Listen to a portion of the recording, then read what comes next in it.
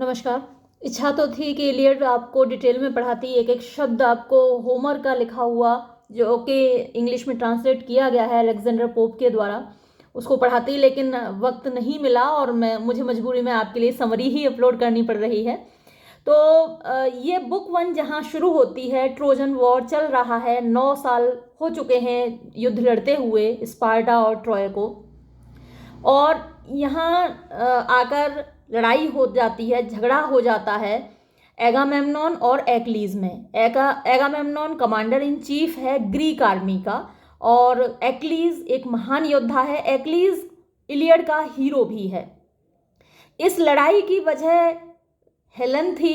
Helen को Troy का राजकुमार Paris उठा कर लाया था, किडनैप करके लाया था, उसका अपहरण करके लाया था, और वो किसी की पत्नी थी, मेनेलॉस की पत्नी थी। तो ये बात नागवार गुजरी यूनानियों को और उन्होंने ट्रॉय पर चढ़ाई कर दी।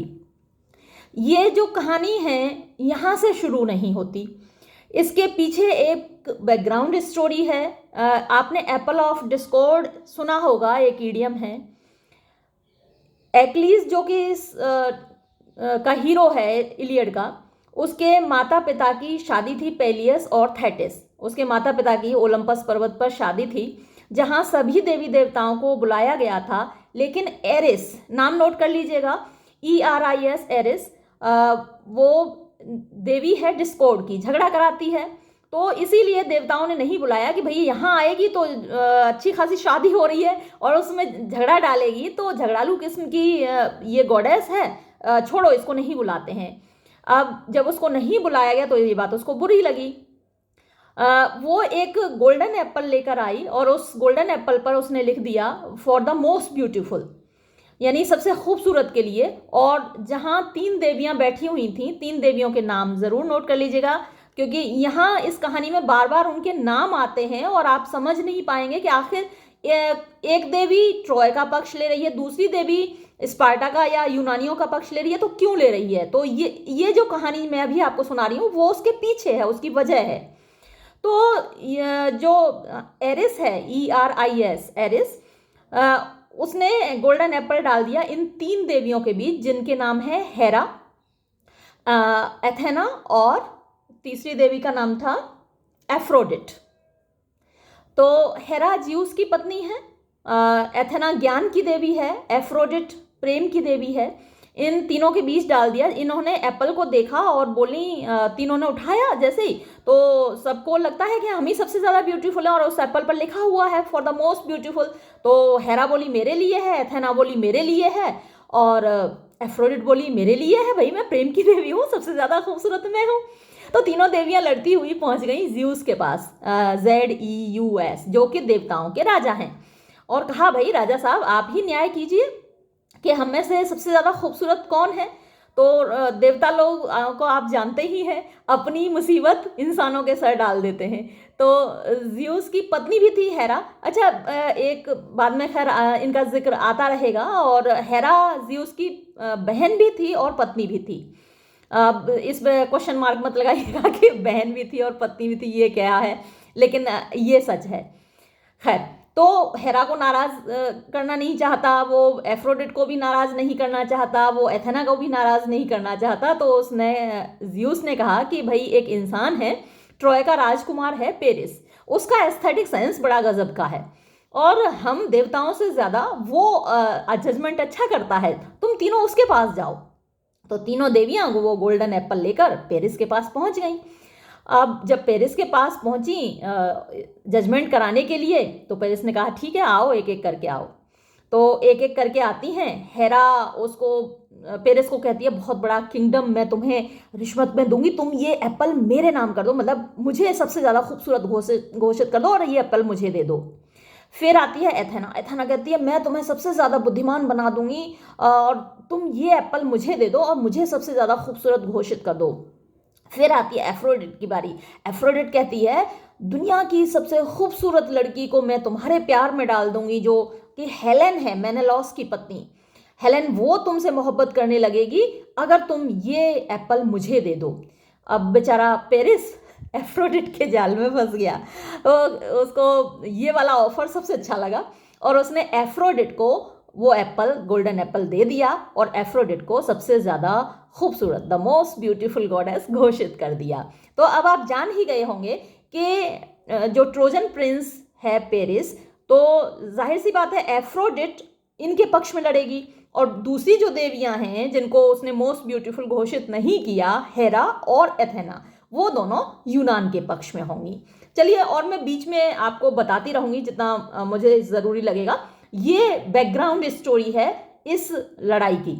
हाँ, तो ये तो अच्छा, इसके बाद क्या हुआ कि ये पेरिस जाता है घूमने स्पार्टा, मेनेलॉस के घर, और मेनेलॉस की पत्नी है हेलेन। तो मेनेलॉस जिस वक्त नहीं है घर में, वो पीछे से हेलेन को भगाकर ले आता है, उठाकर ले आता है, ट्रॉय आ जाता है। तो ये बात मेनेलॉस और मतलब जितने यूनानी लोग हैं उनको नागवार गुजरती है और वो सब ट्रॉय पर चढ़ाई करते हैं। तो ये थी लड़ाई और इस लड़ाई के पर आधारित है इलियड, और इलियड की बुक 1 आपके सिलेबस में है।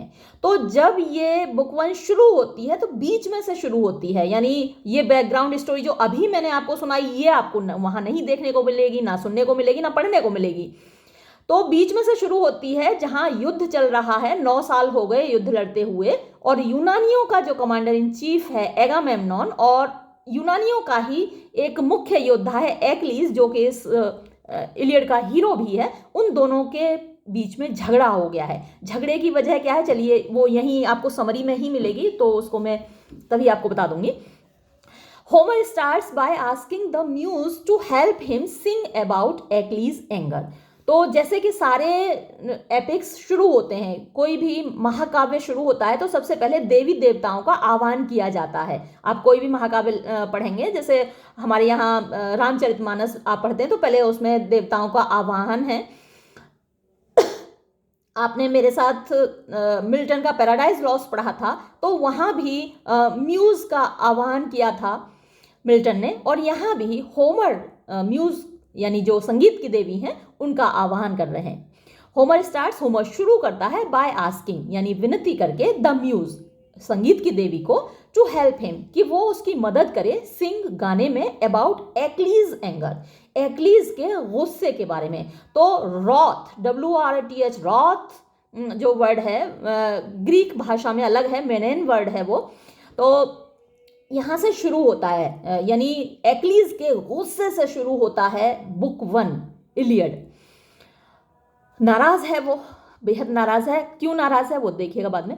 होमर्स idea of invoking the muse establishes the idea. तो होमर जो इन्वोक कर रहा है, आह्वान कर रहा है म्यूज का, वो इस विचार को स्थापित करता है that the Iliad is a poem, कि इलियड एक कविता है इंस्पायर्ड बाय द गॉड्स, यानी देवताओं के द्वारा इंस्पायर्ड, इस प्रेरित है देवताओं के द्वारा। एक्लीज एंगर, एक्लीज का गुस्सा is the will of Zeus, Zeus का इच्छा है, ज्यूस की एक्लीज का गुस्सा। But it also killed a lot of Achaean soldiers, लेकिन इसकी वजह से बहुत सारे, एकियन का जो वर्ड है ये होमर ने यूज किया है यूनानियों के लिए, ग्रीक, तो बहुत सारे यूनानी योद्धा मारे जाते हैं। In the 9th year of war, युद्ध के 9वें साल में, बिटवीन ट्रॉय एंड एकियंस, तो ट्रॉय और यूनानियों के बीच में जो युद्ध हो रहा है, व्हेन द स्टोरी स्टार्ट्स, जब ये कहानी शुरू होती है, a plague has spread through the Achaean army, एक प्लेग फैला हुआ है यूनान की सेना में। अच्छा, प्लेग से आपको याद आया होगा इडिपस रेक्स में भी जहाँ शुरू होता है तो वहाँ भी एक प्लेग फैला हुआ है, तो यहाँ भी एक प्लेग फैला हुआ है इस शुरुआत में। Crisis a priest of Apollo, अब ये कैरेक्टर्स आपको याद रखने, हालांकि मैं इसी वीडियो में कैरेक्टर्स भी इंक्लूड करने की कोशिश करूंगी। तो क्रिसिस एक प्रीस्ट है, एक पुजारी है अपोलो का। गोज, वो जाता है टू द एकियंस यानी यूनानियों के पास, to get his daughter back, अपनी बेटी को वापस लेने के लिए। अब ये जो यूनानी हैं ट्रॉय में तो घुस नहीं पाए, ट्रॉय क्योंकि एक वॉल्ड सिटी था, दीवार थी चारों ओर, तो उसमें घुसना असंभव था।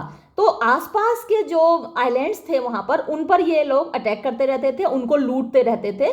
तो इन्होंने एक बगल के आइलैंड पे अटैक किया और वहाँ से दो स्त्रियाँ, जितनी भी, ये तो उस वक्त का चलन हुआ करता था, युद्ध का चलन हुआ करता था। कुछ जगहों पर आज भी ये चलन है कि जब युद्ध होता है तो वहाँ की स्त्रियों को उठा लाते हैं वो। हालांकि हमारे यहाँ का भी ऐसा चलन नहीं रहा, हमें गर्व है इस बात का। तो ये जो अपनी बेटी को वापस मांगने आया है, और the Achaeans had taken her and given her to Agamemnon as a war prize. तो यूनानियों ने युद्ध में इसको जीता था और एगामेम्नॉन को वॉर प्राइज के रूप में, यानी युद्ध के पुरस्कार के रूप में प्रदान किया था। All of the Achaeans tell Agamemnon to give up the girl but he refuses. अब ये जो प्लेग फैला हुआ है उस क्रिसिस की वजह से ही फैला हुआ है, और सारे यूनानी कहते हैं एगामेम्नॉन से कि जाओ भाई उसकी बेटी को, क्रिसिस को लौटा दो, लेकिन वो इनकार कर देता है। When Agamemnon refuses to give up Chryses' daughter, तो जब एगामेम्नॉन इनकार कर देता है क्रिसिस की बेटी को देने से, Apollo provides an early example of divine intervention. तो अपोलो हमारे सामने पेश करता है एक उदाहरण डिवाइन इंटरवेंशन का, यानी जो दैवीय दखलंदाजी है, देवताओं की दखलंदाजी है इंसानों के मामलात में, वो उसका उदाहरण हमारे सामने पेश करता है। Setting an example of how the gods can quickly change the fortunes of man. ये उदाहरण के तौर पर हमें दिखाता है कि देवता लोग कैसे मनुष्यों के भाग्य को एक पल में बदल देते हैं। क्रिसिस लीव्स, क्रिसिस चला तो जाता है, बट प्रेज टू अपोलो, लेकिन अपोलो का वो पुजारी है और अपोलो से वो प्रार्थना करता है to send plague carrying arrows, कि प्लेग वाले तीर चलाओ डाउन ऑन द एकियंस, यानी इन यूनानियों पर, यूनानियों की सेना पर। Apollo hears his prayer, Apollo उसकी प्रार्थना सुनता है, and Achaeans start to get sick and die, और एकदम से एकियन यानी जो यूनानी लोग हैं, यूनानी सेना बीमार पड़ने लगती है और मरने लगते हैं वो लोग। आफ्टर 10 days, 10 दिन के बाद, Achilles calls a meeting of all the soldiers, Achilles सारे सैनिकों की एक सभा बुलाता है। He says that they will have to stop fighting Troy if they can't make Apollo happy. वो कहता है कि भैया ट्रॉय वालों से लड़ना बंद करना पड़ेगा अगर अपोलो खुश नहीं हुआ। The seer Calchas says that he can explain Apollo's anger. जो एक सीयर है यानी भविष्य वक्ता है, जो कि भविष्य देख सकता है, कैलकस है, वो कहता है कि मैं अपोलो के गुस्से की वजह बता सकता हूँ, but only if Achilles swears to protect him after he does. But Achilles को ये कसम खानी होगी कि मैं जब भविष्य बता दूंगा, वजह बता दूंगा, तो तुम्हें मेरी रक्षा करनी पड़ेगी, क्योंकि जिसकी वजह से ये प्लेग आया है उसका नाम लेना खतरे से खाली नहीं होगा मेरे लिए। Calchas tells them that Chryses daughter must be return. Calchas बताता है कि भैया क्रिसिस की बेटी को लौटा दो, ये उसकी वजह से है, and that an offering must be made to Apollo, और अपोलो को ऑफरिंग दो, उस पर चढ़ावा चढ़ाओ। Achilles agrees quickly. अब एक्लीज इस बात के लिए तुरंत राजी हो जाता है कि भैया ठीक है। Agamemnon argues that he likes the girl better than his wife. अब एगामेम्नॉन को बोला जाता है कि भाई उसकी बेटी वापस लौटाओ, तुम वॉर प्राइज के रूप में इसको मिली थी, लेकिन इसकी वजह से, इस एक लड़की की वजह से इतने सारे हमारे सैनिक मर रहे हैं, लोग मर रहे हैं, लौटाओ उसकी पत्नी, उसकी बेटी, सॉरी। तो वो कहता है कि मुझे मेरी बीवी से ज़्यादा अच्छी लगती है ये जो क्रिसिस है, यानी बेटी का नाम क्रिसिस है, बाप का नाम क्रिसिस है, मतलब जो स्पेलिंग में थोड़ा सा डिफरेंस है आई और ई का। But he gives in for the good of everything, लेकिन उसको गिव इन का मतलब होता है सरेंडर करना, तो उसको बात माननी पड़ती है सबके भलाई के लिए। ही सेज, वो कहता है दो, हालांकि that he must be paid back, कि भाई मुझे इसके बदले में तो कुछ दो, फॉर हिज लॉस, इस नुकसान के लिए, और ही विल बी डिसऑनर्ड, नहीं तो ये उसका असम्मान होगा, अपमान होगा। भाई मैं कमांडर इन चीफ हूँ, मेरा वॉर प्राइज छीना जा रहा है मुझसे, तो ये तो मेरे लिए इंसल्ट की बात है, तो मुझे इसके बदले में कुछ दो। Achilles tells him that all the treasure has already been split, यानी एक्लीज उसको बताता है कि सारा खजाना, जो भी वॉर प्राइज था, जो भी लूट का माल था, जो भी बूटी थी, वो पहले ही बट चुकी है। And that they will pay him back later, कि बाद में और भी आइलैंड्स को लूटेंगे, अभी इस ट्रॉय को लूटेंगे, यहाँ बहुत सारी लड़कियां मिलेंगी, उनमें से ले लेना, जो वो खूबसूरत लड़कियां तुम्हें पसंद हो उसको ले लेना। तो अब क्या होता है, एगामेम्नोन रिफ्यूजेस, एगामेम्नोन इनकार कर देता है, and says that he will take the price of any captain he wants, वो कहता है कि किसी भी कप्तान का वॉर प्राइज मैं ले लूंगा जो मुझे चाहिए, इंक्लूडिंग एक्लीज, चाहे वो एक्लीज का ही क्यों ना हो। एक्लीज इज एंग्री, एक्लीज नाराज हो जाता है, क्रिटिसाइजेस एगामेम्नोन्स लीडरशिप, और वो एगामेम्नोन की लीडरशिप को, उसके नेतृत्व को की आलोचना करता है, एंड थ्रेटन्स, और धमकी देता है टू सेल बैक होम, कि मैं वापस चला जाऊंगा। The main dispute in the fight between Agamemnon and Achilles is who has more honor. तो इन दोनों के बीच में झगड़े की वजह ये है कि उन दोनों में ये डिसाइड करना मुश्किल है कि किसका सम्मान ज़्यादा है, इन लोगों के बीच में नाक की लड़ाई है, प्रेस्टीज इशू है। Agamemnon thinks that he should get the most of the war's gains because he is the most powerful king. एगामेम्नोन कहता है कि भाई मैं कमांडर इन चीफ हूँ, सबसे ज़्यादा ताकतवर राजा हूँ, तो मुझे सबसे ज़्यादा लाभ मिलना चाहिए जितनी लूट है युद्ध की। Even though Achilles' kingdom isn't as strong as other kingdoms, he is known as the strongest fighter, which gives his words more weight in a meeting. हालांकि एक्लीज का राज उतना बड़ा नहीं है जितना दूसरे राज्य हैं, लेकिन वो सबसे ज़्यादा ताकतवर लड़ाका है और इसकी वजह से उसकी बात को ज़्यादा वजन मिलता है किसी भी मीटिंग में। Agamemnon tells him that it doesn't matter to him if Achilles leaves and that he will forcefully take the girl Briseis, who was Achilles' own war prize. अब एगामेम्नोन कहता है कि इससे कोई फर्क नहीं पड़ता मुझे कि एक्लीज रहे युद्ध में, लड़े या चला जाए, अब मैं उसके जो वार प्राइज है, क्रिसिस के साथ ब्रिसिस भी आई थी, तो ब्रिसिस एक्लीज को मिली थी, तो अब मैं ब्रिसिस लेकर रहूंगा। एक्लीज हिमसेल्फ कॉट ब्रिसिस, अब ये एक्लीज ने खुद ही ब्रिसिस को पकड़ा था, and he seems to have a strong emotional attachment to the girl, और इस लड़की से वो भावनात्मक रूप से बहुत स्ट्रॉन्ग तरीके से जुड़ा हुआ है। Achilles is so angry that he wants to kill Agamemnon right away, but the goddess Athena comes by his side and stops him.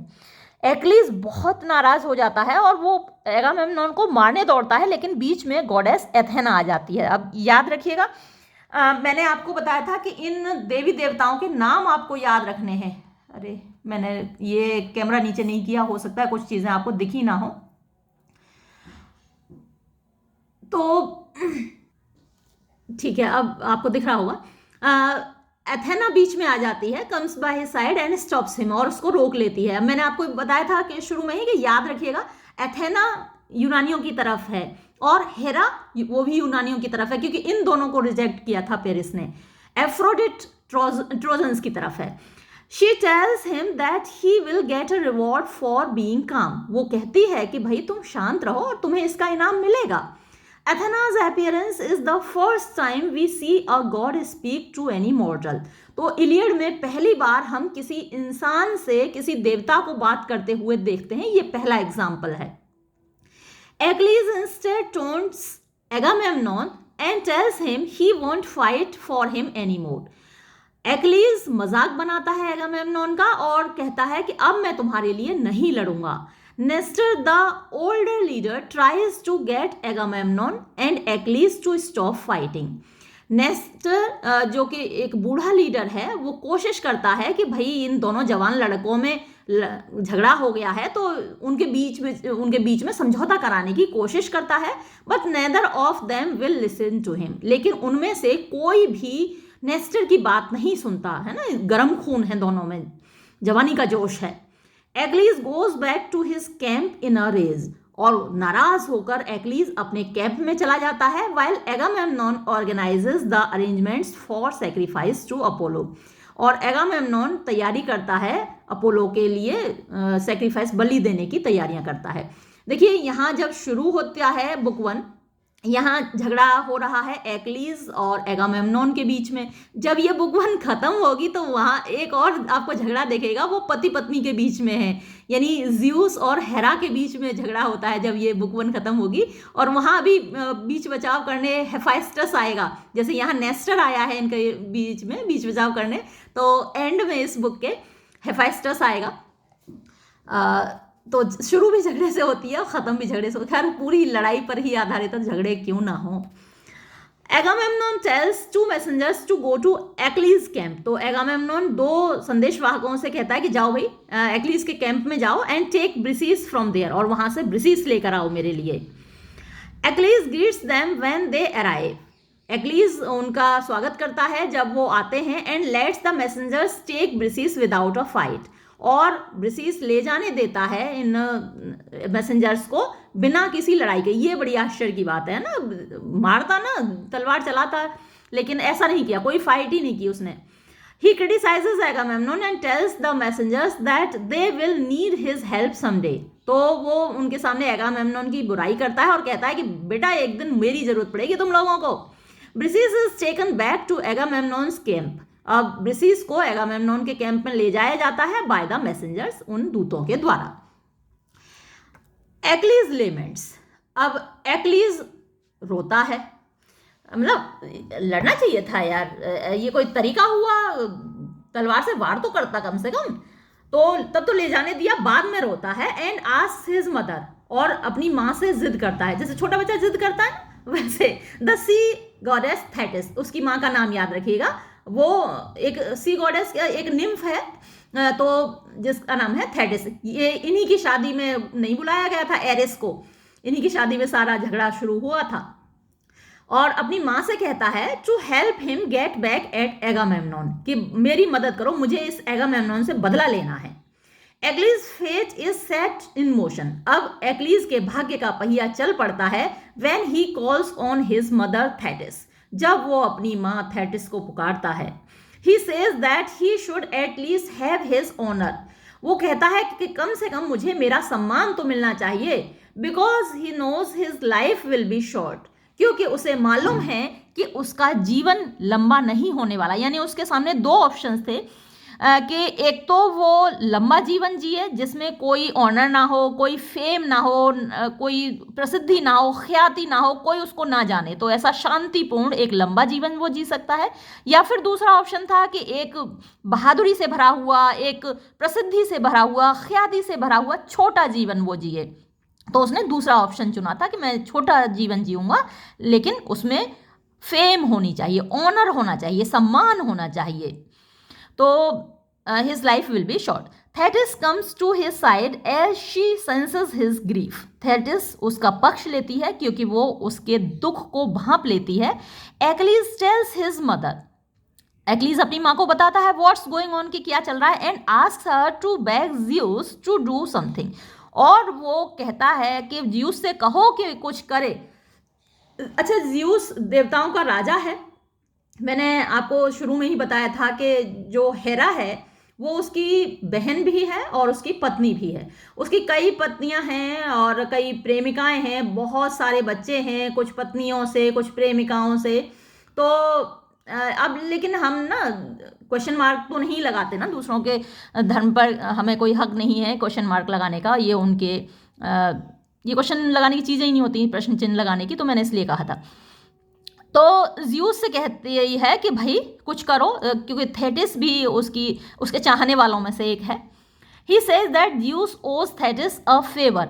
वो कहता है कि भाई ज़्यूस पर तुम्हारा एक एहसान है, because Thetis helped him get away from a group of angry gods once, क्योंकि एक बार नाराज देवताओं के एक समूह ने इसको ज़्यूस को घेर लिया था और वहाँ से निकलने में थेटिस ने उसकी मदद की थी। तो एहसान है तुम्हारा ज़्यूस पर, और ज़्यूस से कहो उस एहसान का बदला चुकाए। Thetis is sad about Achilles fate. Thetis बड़ी दुखी है एक्लीज के भाग्य को लेकर। Doomed to both heartbreak and die young. उसके भाग्य में लिखा है कि उसका दिल टूटेगा और वो जवानी में मरेगा। She agrees to go see Zeus when he returns to Olympus. वो इस बात पर सहमत हो जाती है कि वो ज़्यूस से मिलने जाएगी जब वो ओलंपस पर्वत पर पहुंचेगा। तो ये ध्यान रखिएगा कि वैसे तो ओलंपस पर ही रहते हैं ये देवता लोग, लेकिन इडा पर्वत पर आकर वो युद्ध देखता है ज़्यूस इन 20 डेज, 20 दिनों में, and tells Achilles to stay away from the fighting, और एक्लीस से कहती है कि ठीक है तुम युद्ध से दूर रहो। अब देखिए अपने व्यक्तिगत झगड़े के लिए ये अपनी ही सेना को, यूनानी सेना को हराने के लिए तैयार है। उसने क्या कहा है अपनी माँ से कि ज़्यूस से तुम्हें ये कहना है कि ज़्यूस ट्रोजन्स की मदद करे, यानी दुश्मन की मदद करे, और हमारी अपनी सेना हारे जब तक कि मैं ना लड़ूं, है ना। मैं गुस्से में हूं और मैं नहीं लड़ूंगा। और ज़्यूस जो देवताओं का राजा है उससे ये कहो कि वो ट्रोजन्स की मदद करे ताकि हमारी अपनी सेना हार जाए, जब तक मैं नहीं लड़ा तब तक। तो देखिए ये एक सवालिया निशान लगाता है एक्लीज के चरित्र के ऊपर, है ना। कैसा हीरो है जो अपने व्यक्तिगत फायदे के लिए अपने देश को और इतने सारे राज्यों की सेना दांव पर लगी है, सम्मान दांव पर लगा है यूनानियों का, उनको हरवाने के लिए तैयार है। तो ये सवालिया निशान लगाता है उसके चरित्र पर।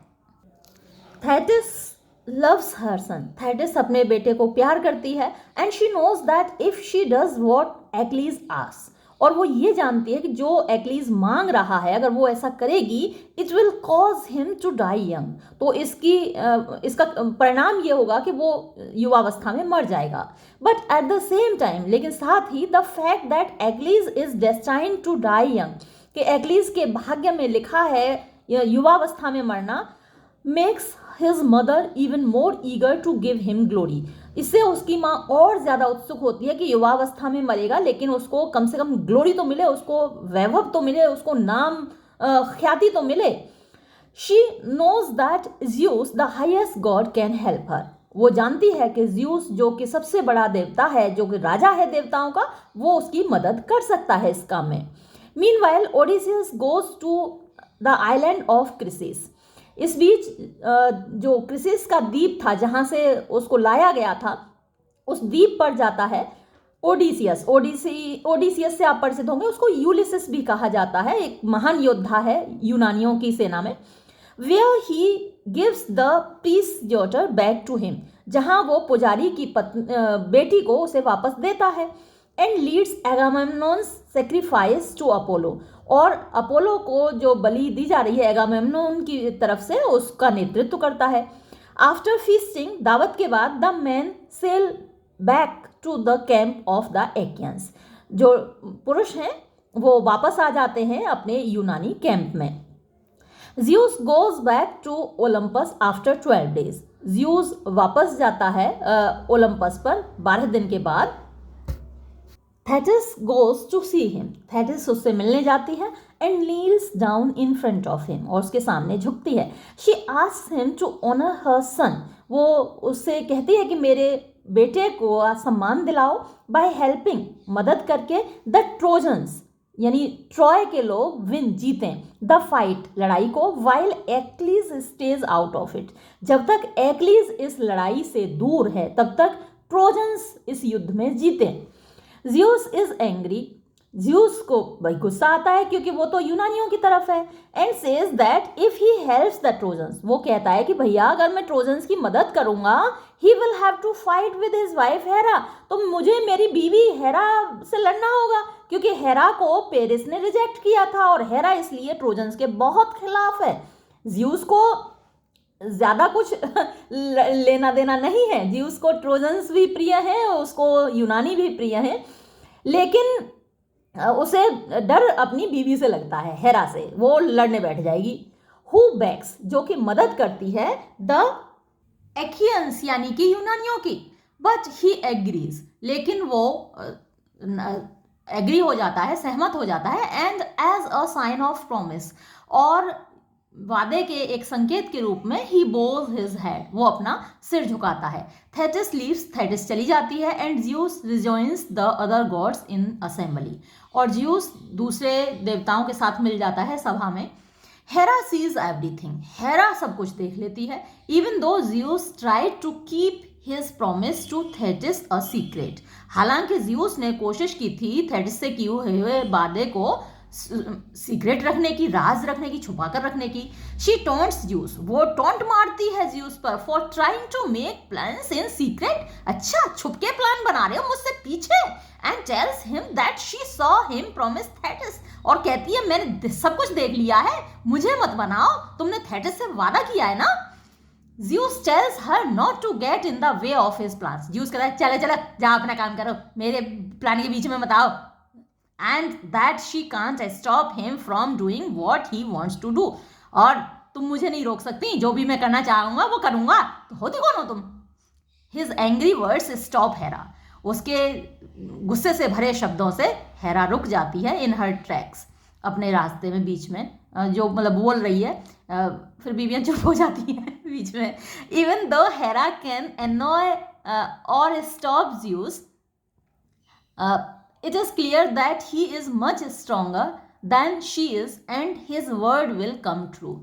तो हेरा, हालांकि उन्हीं माता पिता की औलाद हेरा है, उन्हीं माता पिता की औलाद ज्यूस है, लेकिन भाई ज्यूस पुरुष है तो उसकी ताकत तो ज़्यादा है ही, तो वो उसको गुस्सा कर सकती है, उससे झगड़ सकती है, लड़ सकती है, लेकिन इतना तो जाहिर है कि वो उससे ज़्यादा ताकतवर है और जो कुछ भी वो करना चाहेगा वो करेगा, जो कुछ भी उसने कह दिया वो तो सच साबित होकर ही रहेगा, तो ज़्यादा कुछ नहीं कह पाती वो।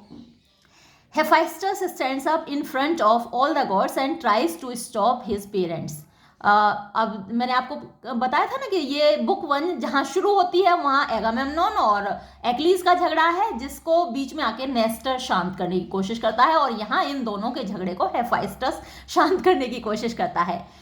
His parents juice and Hera, तो ज्यूस और हेरा उसके पेरेंट्स हैं। ये एक क्रिपल्ड टाइप का गॉड है। आगे इसका जिक्र आएगा, जब मैं आपको सारे कैरेक्टर्स बताऊंगी तब इसका जिक्र आएगा। फ्रॉम फाइटिंग, तो लड़ने से इनको रोकता है। He tells Hera that Zeus is way too strong, वो हेरा को बताता है कि मैया बापू बड़ा स्ट्रॉन्ग है, ताकतवर है। And then tells a funny story, और फिर एक बड़ी हंसी मजाक की से भरी हुई कहानी सुनाता है about how he himself fell from Olympus, कि भैया एक बार मैं ओलंपस से कैसे गिरा था। The last time he try to protect Hera, तो पिछली बार भी मम्मी पापा में लड़ाई हुई थी हेरा और ज्यूस में, तो क्या हुआ था, बीच में ये आ गया था बीच बचाव के लिए, तो क्या हुआ था, Zeus through him of Olympus, धक्का मारा ज्यूस ने उसको ओलंपस से नीचे फेंक दिया पहाड़ से। ही वॉज बैडली हर्ट, उसको बहुत चोट लगी। But mortals helped him get better, लेकिन मॉर्टल्स यानी कुछ इंसानों ने उसकी मदद की ठीक होने में। The gods have fun and laugh, इस बात पर सारे देवता हंसने लगते हैं। To them the idea of being nursed by a mortal is humorous, उनके लिए ये ख्याल ही बड़ा हंसी से भरा हुआ है कि एक इंसान ने देवता की मदद की ठीक होने में।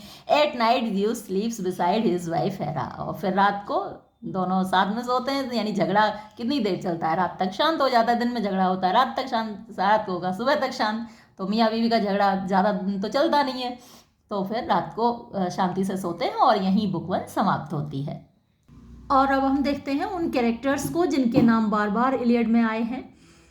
तो सबसे पहले एकियंस नाम बार बार रिपीट हुआ है, और ये मैंने आपको शुरू में ही बताया कि जो यूनानी लोग हैं, ग्रीक्स हैं, उनको होमर ने एकियंस कहकर पुकारा है। उनको आर्गाइव्स, डेनान्स और थेसालियंस ये भी कहा है। ये जो आर्गाइव्स आर्गोस से बना है, डेनान से बना है, थेसाली, ये सब वहाँ के कुछ क्षेत्र हैं, कुछ राज्य हैं जिनके नाम से इनको पुकारा गया है। फिर एक्लीज, इससे अभी आप परिचित हैं ही, ये हीरो है इलियड का, और बुक 1 जहाँ शुरू होती है वो नाराज है।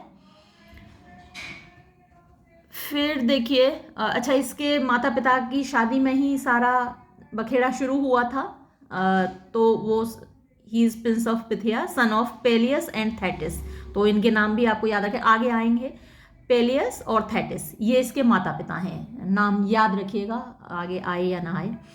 तो पेलियस और थेटिस की शादी में ही पूरा बखेड़ा शुरू हुआ था, ये एक्लीस के माता पिता, और एरिस को नहीं बुलाया गया था, अभी उसका नाम तो यहाँ कहीं नहीं आएगा, मैं लिख दूंगी अभी आपको। फिर एक कैरेक्टर है पेट्रोक्लस। ये एक्लीज हेंचमैन कहा गया है, मतलब जैसे मुन्ना भाई एमबीबीएस में आप देखते हैं उसके साथ सर्किट है मुन्ना भाई के साथ, तो मुन्ना भाई हीरो हुआ तो उसके साथ एक रहता है ना पालतू सा, जो उसका दोस्त है, उसके लिए कुछ भी कर सकता है, उसके लिए जान भी दे सकता है। तो उसी टाइप का है, बचपन से इसके साथ पला बढ़ा है पेट्रोक्लस। इसका पालन पोषण एक्लीज के घर में ही हुआ है। बचपन में इसने गुस्से में एक आदमी को मार दिया गया था और पनिशमेंट के तौर पर इसको बैनिशमेंट मिला था, और फिर ये एक्लीज के पिता इसको अपने घर ले आए थे और तब से ये एक्लीज के साथ ही था, दोस्त है इसका।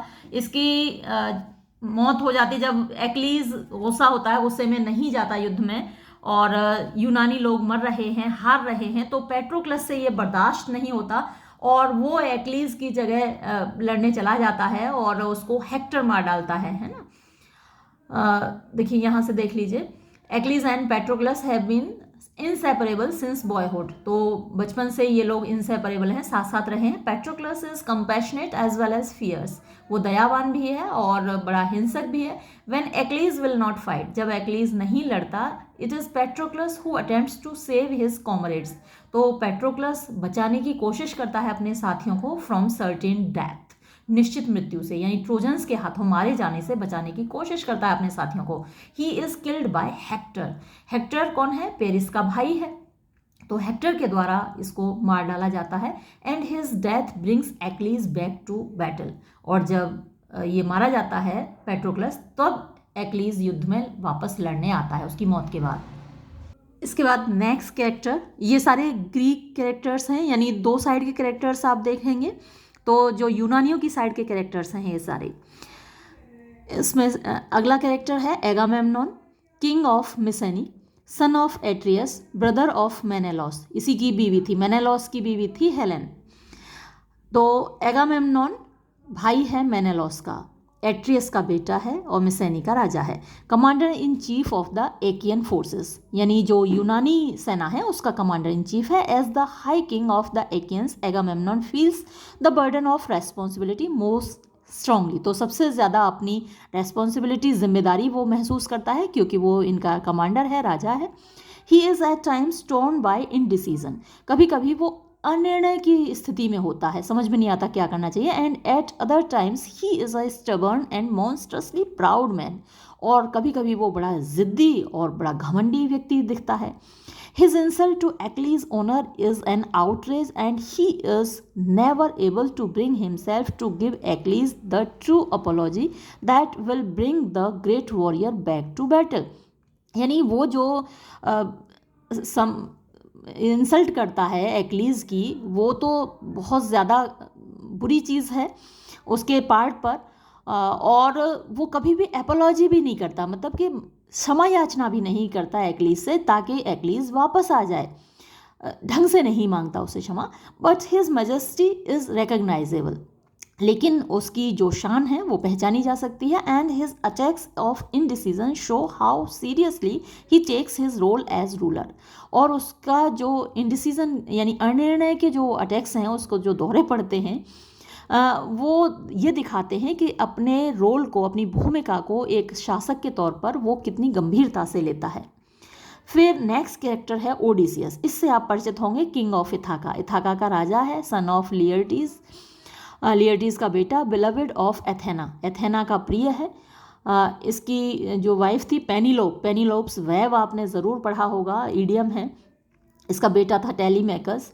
एक पोइम थी यूलिसिस, मैंने अपलोड भी की है, आपके सिलेबस में अक्सर रहती है।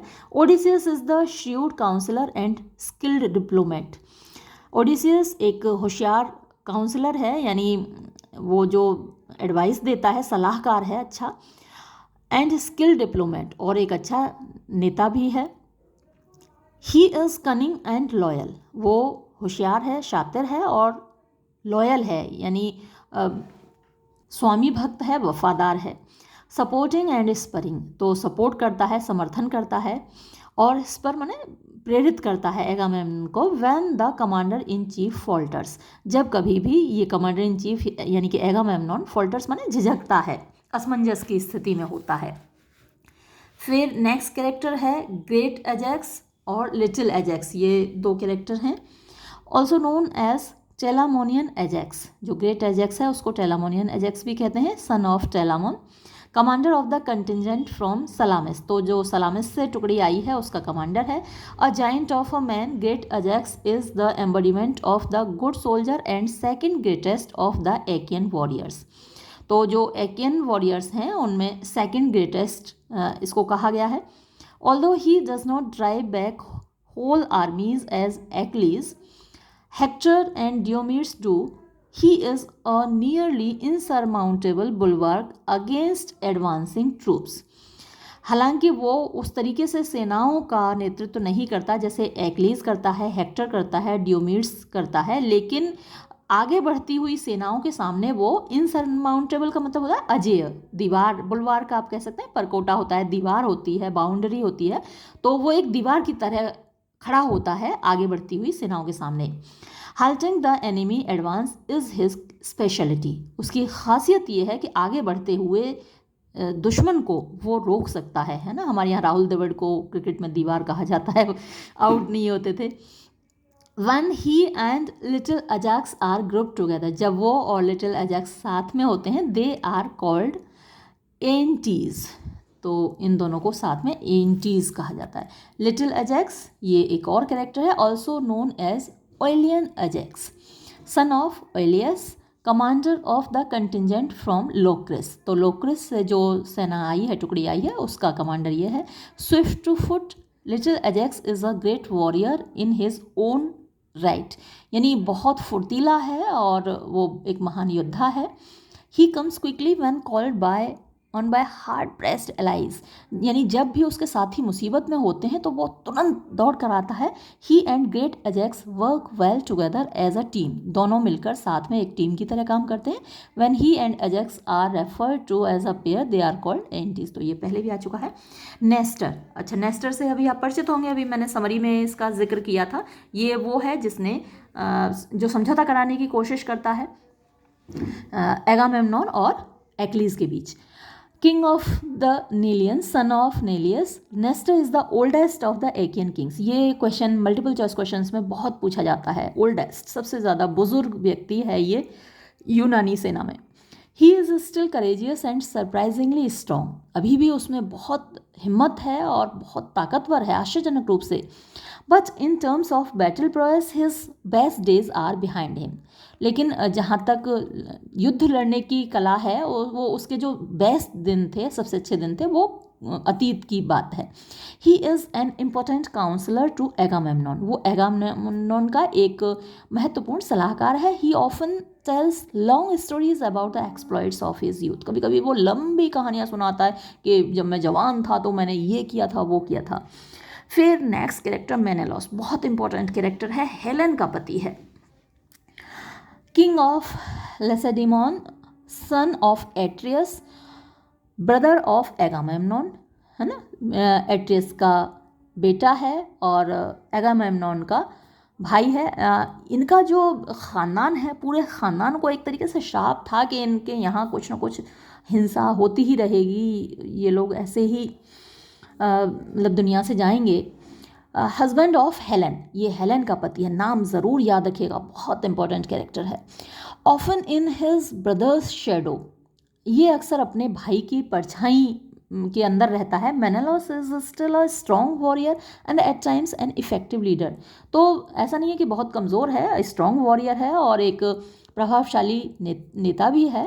The abduction of his wife Helen is the cause of the Trojan war, तो उसकी पत्नी हेलेन का अपहरण ट्रोजन वॉर का कारण है। और पता है इसकी मेनेलॉस की लड़ाई होती है पेरिस से बीच में, एक बार द्वंद्व युद्ध होता है। कोशिश ये होती है कि भाई द्वंद्व युद्ध से डिसाइड कर लो, इतनी लंबी लड़ाई क्यों लड़ी जाए, ये डिसाइड कर लो, जो जीत जाए हेलेन उसकी। तो उस लड़ाई में मेनेलॉस ने हरा दिया था पेरिस को, पेरिस मरते मरते बचा था, वो तो एफ्रोडिट बीच में आ गई और पेरिस को उठा ले गई, नहीं तो युद्ध वहीं समाप्त हो जाता शायद। चलिए आगे, नेक्स्ट कैरेक्टर है Diomedes, prince of Argos, son of Tydeus, never one to shrink from a fight, ये कभी लड़ाई से बचने की कोशिश नहीं करता। Diomedes cries out for battle whenever the possibility of withdrawal is mentioned, तो जब कभी भी पीछे हटने की कोशिश की जाती है, संभावना होती है, तो वो चिल्लाता है कि नहीं लड़ेंगे। He is given great strength by Athena in book 5, book 5 में उसको बहुत ताकत दी जाती है एथेना के द्वारा। एंड स्लॉटर्स काउंटलेस ट्रोजन्स, और अनगिनत ट्रोजन्स को वो मारता है।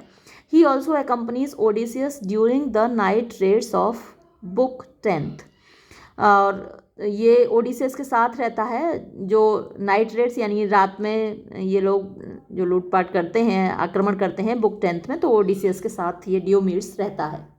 फिर एक कैरेक्टर है Phoenix, son of Amyntor. He is an old mentor of Achilles, Achilles का मेंटर है, पथ प्रदर्शक है, गाइड है। Beloved by the great warrior, और एक्लीज उसको बहुत प्यार करता है।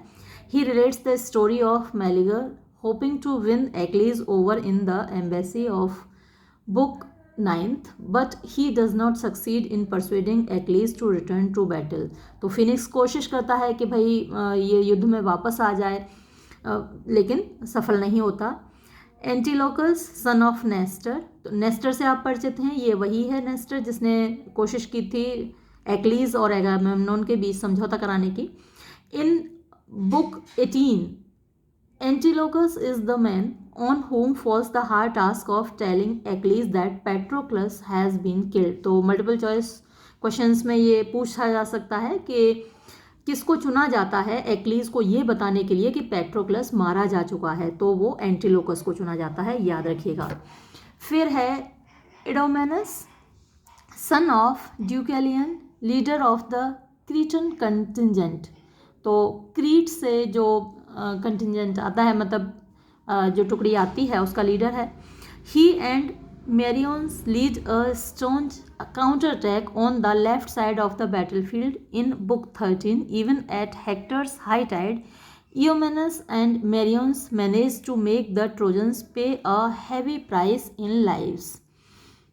तो हेक्टर यानी ग्रेट ट्रोजन हीरो है, ट्रोजन कमांडर इन चीफ है, और जब उसका डंका बज रहा होता है उस वक्त भी ये लोग बहुत सारे ट्रोजन्स को मार डालते हैं।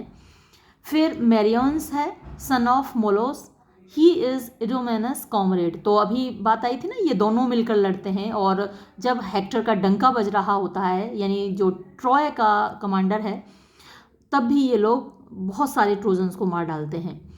तो Idomeneus comrade and second in command, see Idomeneus है, तो अभी इसका जिक्र आया ही है यहाँ पर। फिर नेक्स्ट है Teucer, bastard son of Telamon, half brother of great Ajax. Teucer is one of the most skilled of the Achaean archers, यानी आर्चरी में इसका कोई जवाब नहीं है, बड़ा बांका तीरंदाज है ये ट्यूसर, आर्चर है, ग्रेट आर्चर। फिर कैलकस है, son of Thestor, he is a great prophet, he correctly diagnosis the cause of the plague in book 1। तो बुक 1 में जो प्लेग था उसकी वजह क्या है, ये कैलकस ने ही बताया था, नाम याद रखिएगा, एग्जाम में आ चुका है, अभी जो एग्जाम हो चुके हैं उनमें आ चुका है इसका नाम। Automedon, one of the Myrmidons, he is an esteemed comrade and charioteer of Patroclus and Achilles. तो ये चैरियटर है, यानी रथ चलाने वाला, रथवान है, पेट्रोक्लस और एक्लीज का। फिर है मेकाउन, सन ऑफ इकुलापियस।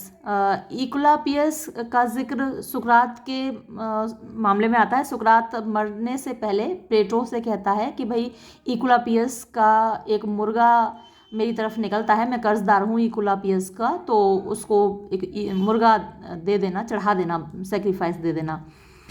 तो ये इकुलापियस का बेटा है, co commander with his brother of the Thessalians who hail from Tricca and Oechalia. Machaon is the greatest of the Achaean healers, है ना। तो ये एकियन हीलर है, यानी वैद्य जो होते हैं लोगों का इलाज करने वाले, तो उनमें से है। फिर ब्रिसिस, ये वॉर प्राइज था किसका, एक्लीज का, याद रखिएगा। क्रिसिस, अच्छा ये स्पेलिंग इस तरीके से हो जाती है, SEIS, ये क्रिसिस में भी इस तरीके से हुई। जब फादर का नाम होता है तो अलग होती है और इसमें आई नहीं होता, और जब ड्यूटर का नाम है तो BRISEIS, ऐसे ही क्रिसिस की स्पेलिंग हुई CHRISEIS।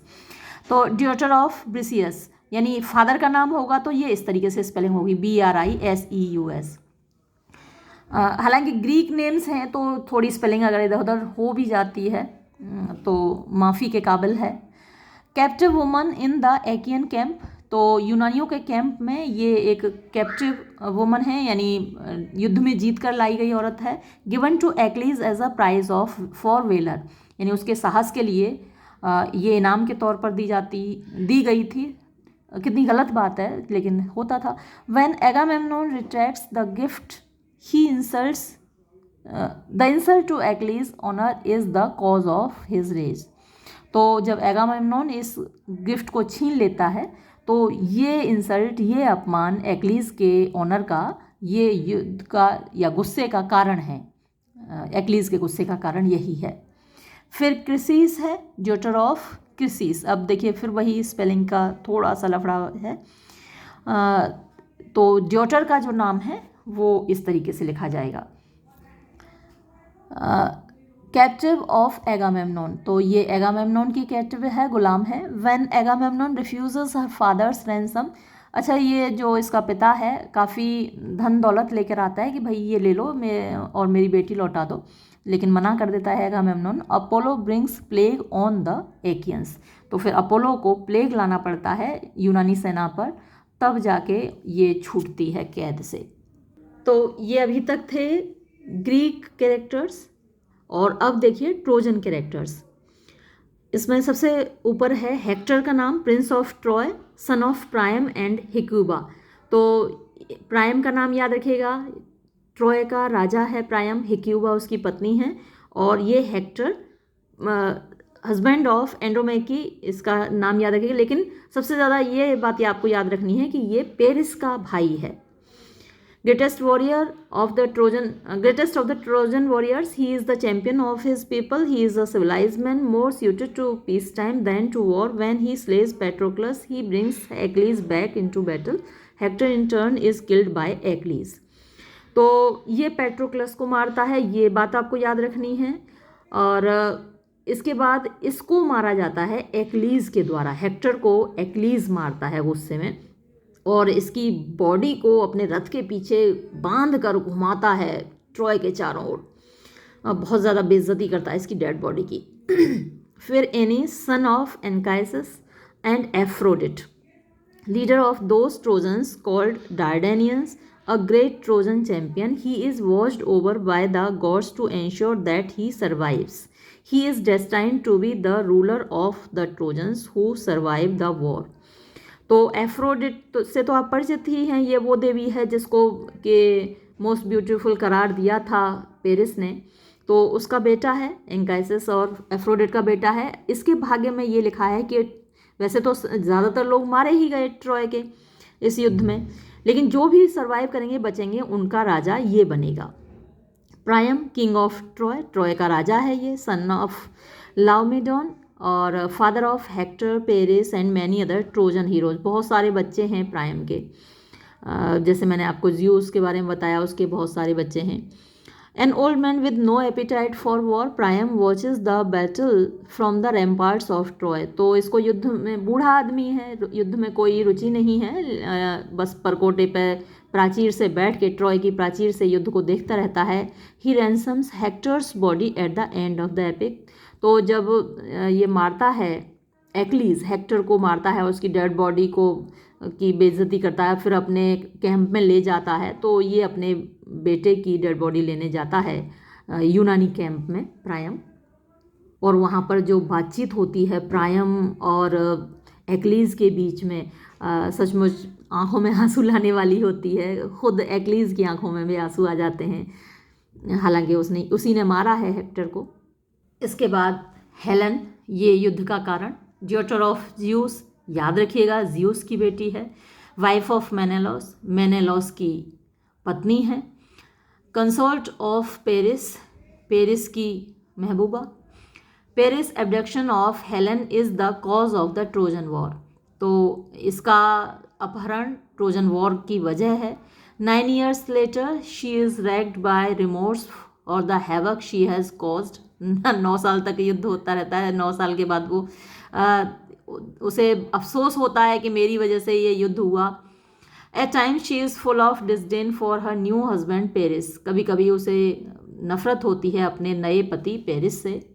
मैंने ज्यूस के बारे में आपको बताया था कि पत्नी तो उसकी हेरा है, लेकिन उसके अलावा उसके कई इंसानों से यानी इंसानी औरतों से बच्चे हैं। तो ये जो हेलन है ये लीडा और ज्यूस की बेटी है। लीडा एंड द स्वान एक बड़ी फेमस पोएम है, आपके सिलेबस में तो नहीं है, यूपीएससी में है और भी कई जगह प्रेस्क्राइब्ड है। तो लीडा और ज्यूस की बेटी है हेलन, याद रखिएगा। कभी गलती से ये मत सोच लीजिएगा कि ज्यूस की बेटी है तो उसकी माँ हेरा होगी, है ना। तो हेरा उसकी बेटी नहीं है, लीडा LEDA लीडा उसकी माँ है हेलन की। चलिए आगे बढ़ते हैं। पेरिस ऑल्सो कॉल्ड अलेक्जेंडर, बहुत इंपॉर्टेंट सवाल है कि पेरिस का दूसरा नाम क्या है। उसको अलेक्जेंडर के नाम से भी जाना जाता है। Prince of Troy, son of prime, prime का बेटा है, ट्रॉय का राजकुमार है, हस्बैंड ऑफ हेलन, अब उसको उठा के लाया है तो पत्नी हो गई। His choice of Aphrodite is in the beauty contest of the goddesses wins him Helen. तो उसने एफ्रोडिट को चुना था ब्यूटी कंटेस्ट में, इसलिए उसको हेलन मिलती है। Helens abduction causes the Trojan war, तो हेलन का अपहरण ट्रोजन वॉर का कारण बनता है। Paris is a strong fighter but he has little appetite for battle, वो फाइटर है लेकिन उसको लड़ने की कोई चाह नहीं है, भूख नहीं है। His greatest skill remains those of the bedroom, यानी उसे तो सुंदरियों के साथ रहना ज़्यादा पसंद है। Andromache daughter of Eetion, wife of Hector, Hector की पत्नी है। Andromache correctly fears that her husband will die at Achilles hands, उसको डर हमेशा लगा रहता है कि एक्लीज के हाथों उसका पति हेक्टर मारा जाएगा। Achilles has already killed her father and all her brothers, Achilles ने पहले ही उसके पिता को और उसके भाइयों को मार डाला है। Her speeches are often heart rending, अक्सर उसके जो स्पीचेस हैं दिल को चीरने वाले हैं। As she mourns her dead loved ones and worries about the fate of her infant son, जब वो अपने प्रियजनों की मृत्यु पर रोती है और अपने बेटे की भविष्य के बारे में चिंतित होती है। फिर next character Hecuba, queen of Troy, Troy की रानी है, ड्यूटर ऑफ डायमस। हाँ, तो वो डायमस की बेटी है और प्राइम की पत्नी है। मदर ऑफ हेक्टर, हेक्टर और पेरिस की भी माँ है। Hecuba fears for the fate of her husband when he goes to ransom Hector's body, Hecuba अपने पति के भाग्य को लेकर डर रही होती है, पता नहीं क्या होगा उसके पति के साथ जब वो हेक्टर की यानी अपने बेटे की लाश लेने जाता है। Earlier she was from the ramparts with horror as Achilles desecrated the corpse of her most beloved son, तो जब एक्लीज दुर्गति कर रहा होता है उसके बेटे हेक्टर की, तो वो वहाँ रैम्पार्ट्स मतलब जो प्राचीर है किले की, वहाँ से देख रही होती है। फिर नेक्स्ट कैरेक्टर है Sarpedon, one of the commanders of the Lycians, son of Zeus. Sarpedon is one of the greatest man among the Trojan allies. He is killed by Patroclus and his death reveals an interesting aspect of the Homeric vision of fate. Next character है यहाँ Sarpedon, one of the commanders of the Lycians, तो ये लिसियंस का commander है। Son of Zeus, Zeus का बेटा है, वही देवताओं का राजा ज़्यूस, लेकिन फिर मैं बताऊंगी कि इसकी माँ भी हेरा नहीं है। इसकी माँ का नाम लाउडेमिया है, आप चाहें तो नोट कर सकते हैं, LAODAMEIA, है ना, एक ह्यूमन बीइंग है। तो Sarpedon is one of the greatest man among the Trojan allies, तो जो ट्रोजन लोग हैं उनके बीच एक महान व्यक्ति है। He is killed by Patroclus, Patroclus के द्वारा इसको मारा जाता है। And his death reveals an interesting aspect of the Homeric vision of fate, तो होमर का भाग्य के बारे में जो विज़न है वो ये दिखाता है इसका मारा जाना। फिर ग्लॉकस है next character, one of the commanders of the Lycians, ये भी एक कमांडर है। Son of Hippolochus, Glaucus is a good friend of Sarpedon, ये अच्छा दोस्त है सार्पेडोन का। And works hard to avenge his death, तो उसकी मौत का बदला लेने की कोशिश करता है। In book 6 he and Diomedes exchange information about their respective heritages, ये बहुत इंपॉर्टेंट फैक्ट है और ये एग्जाम में आया भी था कि ग्लॉकस और डियोमीड्स को पता चलता है कि वो तो उनके जो ख़ानदान हैं वो तो एक दूसरे के दोस्त रहे हैं हमेशा से, और अभी यहाँ ये लोग अपोजिंग आर्मी से लड़ रहे हैं, एक दूसरे की दुश्मन सेनाओं की ओर से लड़ रहे हैं। तो ये आपस में वादा करते हैं कि भाई हम एक दूसरे को चोट नहीं पहुँचाएंगे, क्योंकि हमारे ख़ानदानों में तो हमेशा से दोस्ती रही है ना। They vow not to harm each other though they fight on opposite sides in the war, है ना। युद्ध में एक दूसरे के अपोजिट साइड में लड़ रहे हैं, लेकिन एक दूसरे को चोट नहीं पहुंचाएंगे, ये कसम खाते हैं। तो ये जो दोनों हैं ग्लोकस और सार्पेडोन, ये लिसियंस हैं, यानी ट्रोजन्स के अलाइज हैं, इनका साथ दे रहे हैं। लिसिया मॉडर्न डे टर्की को बोला जाता था। फिर नेक्स्ट कैरेक्टर है Polydamas, son of Panthous, commander of a Trojan contingent. तो ये ट्रोजन टुकड़ी का कमांडर है। Polydamas is a great counsellor providing Hector with wise advice that Hector does not always follow. Hector's rejection of Polydamas counsel late in the epic ultimately leads to Hector's death. तो ये सलाह देता है Hector को कि भाई हमेशा पीछा मत किया करो दुश्मनों का, लेकिन हेक्टर नहीं मानता और उसकी मौत हो जाती है। फिर यूफोर्बस है, son of Panthous and Phrontis. After Apollo has stunned, stripped and disarmed Patroclus, Euphorbus wounds him, he in turn is killed by Menelaus. तो जब पेट्रोक्लस को निहत्था कर दिया जाता है अपोलो के द्वारा, अपोलो क्योंकि ट्रोजन्स की साइड था, तो उस वक्त ये जो यूफोर्बस है ये घायल कर देता है पेट्रोक्लस को, और बाद में उसको मेनेलॉस के द्वारा मारा जाता है।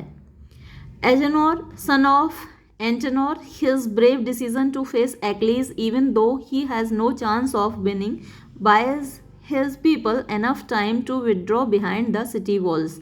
तो ये एक ऐसा योद्धा है जो एक्लीज के सामने आकर खड़ा हो जाता है, ताकि जो उसके देशवासी हैं, जो ट्रोजन्स हैं, उनको शहर की दीवार के पीछे जाकर छुपने का मौका मिल जाए। His life is spared thanks to Apollo, और अपोलो की वजह से इसका जीवन बच जाता है। फिर देखिए क्रिसिस, प्रीस्ट ऑफ अपोलो, तो यही वो बंदा है जिसकी बेटी एगामेम्नॉन को मिली थी। फादर ऑफ क्रिसिस, अब यहाँ दोनों स्पेलिंग्स आपके सामने हैं, ये पिता की स्पेलिंग और ये बेटी की स्पेलिंग, दोनों को मार्क कर लीजिएगा, नोट कर लीजिएगा। Agamemnon's rejection of Chryses offer to give ransom for his daughter leads to plague among the Achaean troops.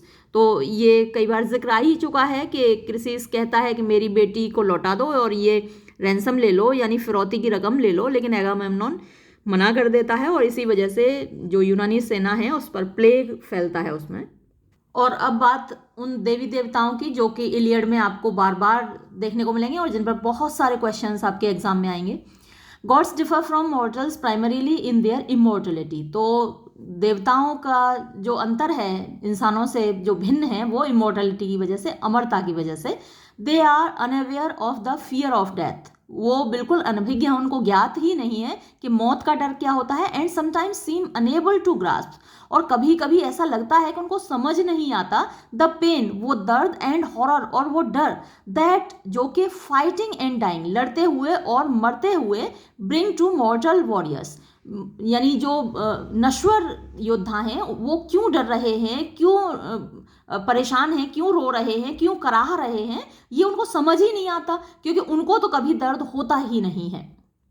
The gods have इकोर, तो गॉड्स के हमारे अंदर ब्लड बहता है, उनके अंदर इकोर बहता है, याद रखिएगा। एंड इमॉर्टल फ्लूइड, एक अमर फ्लूइड है, द्रव है, रेदर देन ब्लड, बजाय ब्लड के। दे ईट एम्ब्रोशिया, एम्ब्रोशिया दैवीय भोजन है तो वो डिवाइन फूड एम्ब्रोशिया खाते हैं। एंड ड्रिंक नेक्टर, और अमृत पीते हैं। They live on mount Olympus, Olympus पर्वत पर रहते हैं। दो in the Iliad Zeus often watches the battle from mount Ida, इसको जरूर याद रखिएगा, माउंट इडा से वो युद्ध देखने के लिए आता है। The gods can and do change shape, ये जो देवता हैं वो अपनी शेप बदल सकते हैं और बदलते भी हैं। एंड इंटरेक्ट, और बातचीत करते हैं विद ह्यूमंस, इंसानों से। अकेजनली, कभी कभी, the gods fight humans and suffer wounds, यानी इंसानों से लड़ते भी हैं और उनके घाव भी होते हैं। But this doesn't cause the gods any real harm, लेकिन इससे देवताओं को कोई ज़्यादा नुकसान नहीं पहुंचता। Because the gods can not bleed और डाई, क्योंकि देवताओं के ना खून बहता है और ना वो मर सकते हैं। The Greek gods are all anthropomorphic, जितने भी यूनानी देवी देवता हैं वो एंथ्रोपोमॉर्फिक है, मतलब उनकी आकृति इंसानों जैसी है।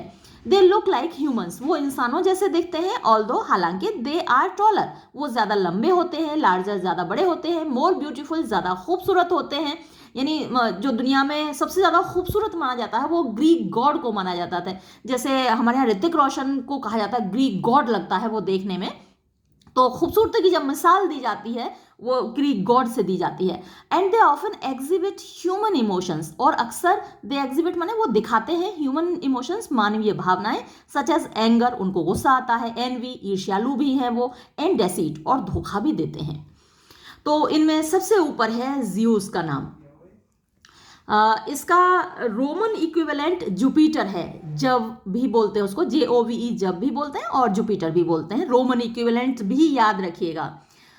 जियूस किंग ऑफ द गॉड्स, ये देवताओं का राजा है। सन ऑफ क्रोनस एंड रिया, क्रोनस और रिया का बेटा है, यानी और हेरा के माँ बाप की जब बात आएगी तो वो उसके माँ बाप भी यही हैं। Brother and husband of Hera, तो ये भाई भी है और पति भी है हेरा का। Father of the Olympian gods, Olympian gods का ये पिता है। एंड मैनी मॉर्टल्स, और बहुत सारे इंसानों का भी पिता है। जैसे अभी हेलेन का नाम आया था, हेलेन का पिता यही था। इंक्लूडिंग सार्पेडोन, सार्पेडोन का नाम आया था, सार्पेडोन का पिता भी यही है, हालांकि माँ अलग है। जियूस is the strongest of the gods, जियूस सबसे ज्यादा ताकतवर देवता है। लॉर्ड ऑफ द स्काई, आसमान का राजा है, मालिक है। And wielder of the lightning bolt, और जो लाइटनिंग है, थंडर एंड लाइटनिंग, तो उसका विल्डर है, मतलब वो उसके हथियार के रूप में उसको प्रयोग करता है। He is the governor of the universe, ब्रह्मांड का शासक है। डिसाइडिंग, वही निश्चित करता है। द डेस्टिनीज, भाग्य ऑफ मैन, इंसानों का। But he must sometimes act in accordance with fate, लेकिन कभी कभी उसको भाग्य के अनुसार भी काम करना पड़ता है।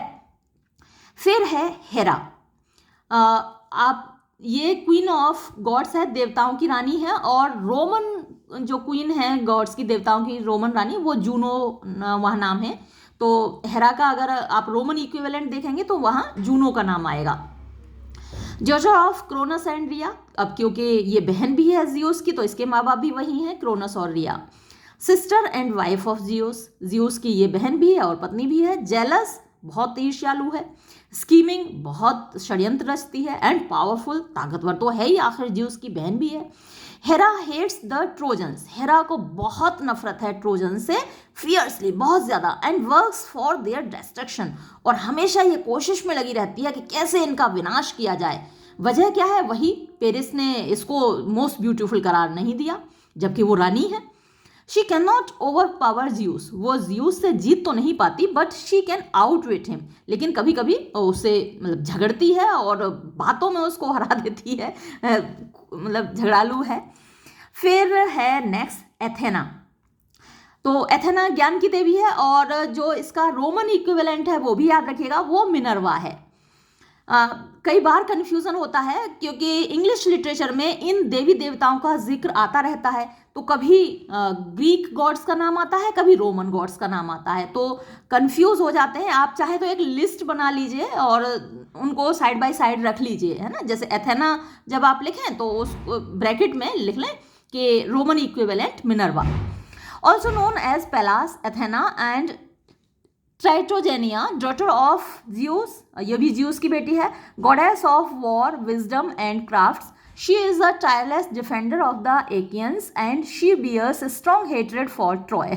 तो हेरा की तरह इसे भी एकियंस की मदद करती है और ट्रॉय से बहुत नफरत है, क्योंकि ये भी उन 3 देवियों में शामिल थी।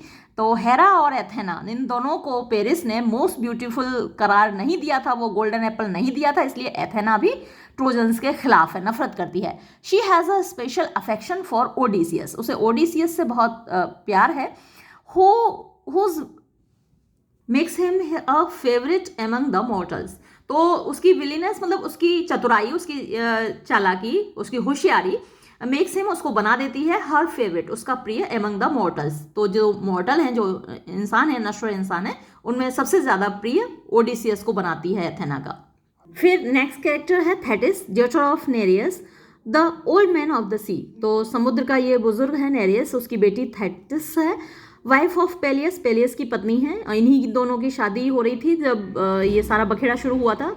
मदर ऑफ एक्लीज, एक्लीज की माँ है। मैं बार बार रिपीट कर रही हूँ ताकि आप भूल ना जाएं। Zeus and Hephaestus are both indebted to her. तो जियूस और हेफाइस्टस दोनों उसके ऋणी हैं, कर्जदार हैं।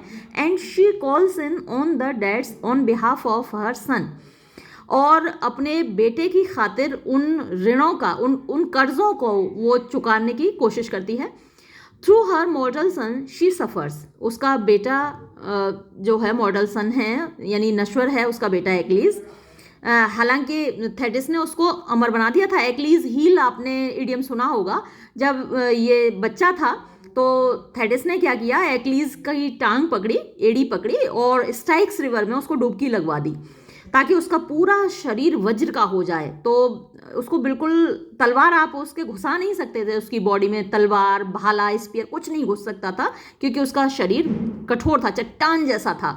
लेकिन हील को उसने पकड़ रखा था जब डुबकी लगवाई थी स्टाइक्स रिवर में। स्टाइक्स रिवर को भी याद रखिएगा।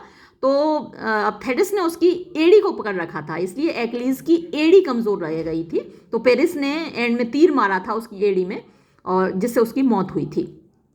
तो उसका ये जो बेटा है उसकी वजह से शी सफ़र्स, वो परेशान रहती है। And she is able to foresee all of the calamities that will befall him. और उसके पास ये ताकत है कि वो सारे उन कष्टों को देख सकती है जो उसके बेटे के ऊपर आएंगे। Apollo son of Zeus and Leto, ये जियूस और लीटो का बेटा है अपोलो।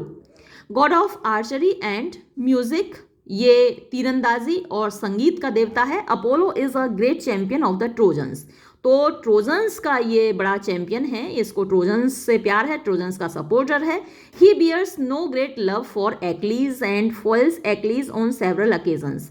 उसको एक्लीज से कोई मोहब्बत नहीं है और कई बार उसको वो विरोध भी करता है, उसको हराता भी है। He also makes possible the brutal and unfair killing of Patroclus. तो जिस बेदर्दी से पेट्रोक्लस को मारा जाता है वो अपोलो की वजह से ही संभव होता है। फिर next character Artemis, daughter of Zeus and Leto. तो ये जियूस की बेटी है, जियूस और लीटो की बेटी है, यानी अपोलो की बहन हुई। फिर गॉडेस ऑफ आर्चरी, ये भी तीरंदाजी की देवी है। एंड द हंट, और शिकार की देवी है। शी फेवर्स द ट्रोजन्स, वो भी ट्रोजन्स को फेवर करती है, but not with the vigour of her brother, लेकिन उस ताकत से नहीं जिस ताकत से उसका भाई यानी कि अपोलो फेवर करता है। फिर पोसाइडन सी गॉड है और इसका रोमन इक्विवेलेंट नेपच्यून है। सन ऑफ क्रोनस एंड रिया, क्रोनस और रिया का बेटा है। Brother of Hera, heads and जियूस। याद रखिएगा ये बहुत इंपॉर्टेंट हैं ये लोग। हेरा, हेड्स और जियूस का बेटा है। हेड्स अंडरवर्ल्ड का रूलर है। अ पावरफुल गॉड, वो भी एक शक्तिशाली राजा है, सी गॉड है। Poseidon is lord of the sea and earthquakes. तो जो भूकंप आते हैं और समुद्र का मालिक है वो Poseidon. Because of a wrong done to him by Laomedon, Laomedon ने उसको साथ कुछ अपराध किया है, प्राइम्स फादर जो कि प्राइम का पिता है। पोसाइडन हेट्स द ट्रोजन्स, इसलिए उसको ट्रोजन्स से नफरत है। And sides with the Achaeans throughout the war, और पूरे युद्ध में ये जो समुद्र का देवता है पोसाइडन, ये यूनानियों की मदद करता है। फिर है नेक्स्ट कैरेक्टर एफ्रोडिट, इसे आप अच्छी तरह परिचित हैं। द मोस्ट ब्यूटीफुल करार इसको पेरिस ने दिया था। Daughter of Zeus and Dion, तो जियूस और डियोन की बेटी है। तो अब देख रहे हैं जियूस के किन किन लोगों से बच्चे पैदा किए हैं उसने। मदर ऑफ एनीस, एनीस की माँ है। और एनीस कौन है इसको मत भूल जाइएगा। जो भी सरवाइव करेंगे ट्रॉय के पतन के बाद, ट्रॉय में आग लगा देते हैं, अंत में जो जीत होती है वो यूनानियों की होती है। अच्छा, स्पार्टा का राजा है मेनेलॉस, वो मत भूल जाइएगा। कई चीज़ें हैं जो मैं बार बार आपको कह रही हूँ कि उसे मत भूल जाएगा। तो जो स्पार्टन्स हैं वो ट्रॉय में आग लगा देते हैं और जो बचते हैं, जो सर्वाइवर्स हैं, उनका राजा बनना है किसको, एनीस को। गॉडेस ऑफ लव, प्यार की देवी है और इसका रोमन इक्विवेलेंट ज़रूर याद करिए और लिख लीजिए अपनी नोटबुक में, वो वीनस है। एफ्रोडिट का Roman equivalent Venus. Helen and Paris are among her favourites. तो उसको प्रिय है, हेलेन प्रिय है, पेरिस तो प्रिय इसलिए है क्योंकि वो मोस्ट ब्यूटीफुल करार इसको दिया।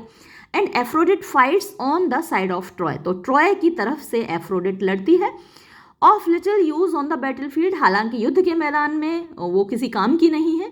इन her own realm she reigns supreme, लेकिन अपने इलाके में यानी जहाँ मोहब्बत की बात है, प्रेम की बात है, खूबसूरती की बात है, तो वहाँ उसका राज चलता है।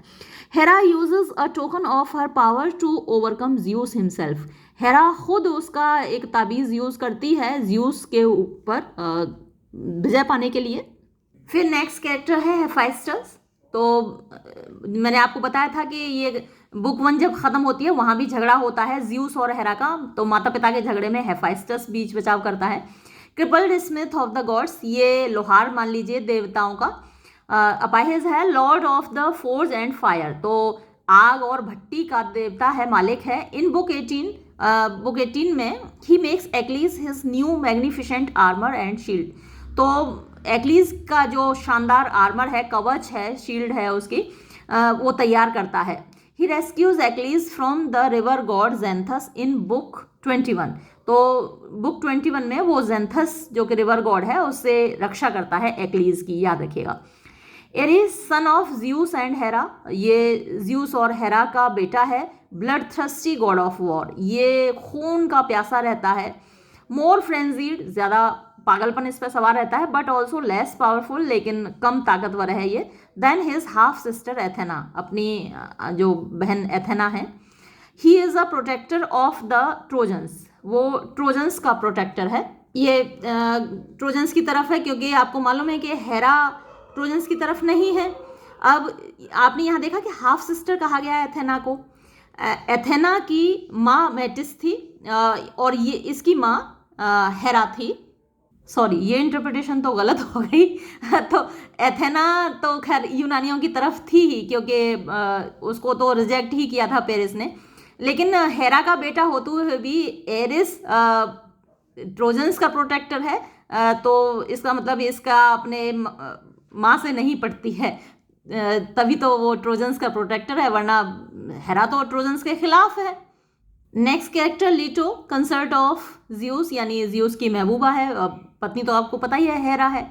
Mother of Artemis and Apollo, Artemis और अपोलो की माँ है Leto. She sides with Troy because her children do, अब आर्टिमिस और अपोलो दोनों ट्रॉय की तरफ हैं, तो लीटो भी ट्रॉय की तरफ है क्योंकि भाई उसके बच्चे उसकी तरफ है, जिधर बच्चे उधर माँ। फिर देखिए, हालांकि हेरा के मामले में ऐसा नहीं है क्योंकि उसका ये जो बेटा है वो ट्रोजन्स की तरफ है। चलिए आगे हर्मीज को देखिए। Son of Zeus guide, he escorts Priam safely into the Achaean encampment in book 24 sorry. तो ये जो हर्मीज है ज्यूस का बेटा है, पथ प्रदर्शक है, प्रायम को सुरक्षित रूप से यूनानियों के कैंप में ले जाता है बुक 24 में। Iris Swift goddess messenger of juice, तो ये बहुत तेज़ी से मैसेज पहुंचाती है, संदेश वाहक है, बहुत स्विफ्ट तेज संदेश वाहक है ज्यूस की। फिर डॉन है, वाइफ ऑफ टिथोनस, टिथोनस की पत्नी है, गॉडेस ऑफ द मॉर्निंग, सुबह की देवी है। She is mentioned every time in a new day begins in the Iliad, तो इलियड में जब भी नया दिन शुरू होता है तो डॉन का जिक्र आता है। फिर नेक्स्ट स्लीप है, स्लीप पर्सोनिफाइड, यानी ये इनका मानवीकरण है, डॉन का जैसे मानवीकरण है, वो तो खैर वाइफ ऑफ टिथोनस है ही, लेकिन यहाँ नींद का मानवीकरण है। He helps Hera to put Zeus out of the action so that Poseidon can help the Achaeans, तो ये हेरा की मदद करती है नींद ज्यूस को आउट ऑफ एक्शन रखने के लिए, यानी निष्क्रिय रखने के लिए, ताकि पोसाइडन यूनानियों की मदद कर सके। नाइट है, नाइट भी यहाँ पर्सोनिफाइड है, मानवीकृत है, मानवीकरण हुआ है उसका। More a force of the cosmos than a personality, even Zeus is wary of angering her, यानी ज्यूस भी उसको नाराज़ नहीं करना चाहता, वो एक फोर्स है, एक ताकत है, एक शक्ति है इस ब्रह्मांड की, बजाय एक व्यक्तित्व के, पर्सनैलिटी नहीं है। पैनिक, राउट, ट्यूमर, हेट, तो ये फैलती रहती हैं, अफवाहें फैलती रहती हैं, पैनिक होते रहते हैं लोग, घबरा जाते हैं, नफरत है, तो ये Homer personifies these forces as deities, तो पर्सोनिफाई करता है होमर इन ताकतों को।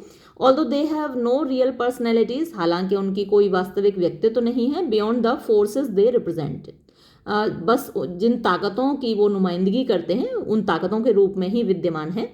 Personifying them is mostly a poetic device, तो एक पोइटिक डिवाइस के रूप में इनका पर्सोनिफिकेशन किया गया है।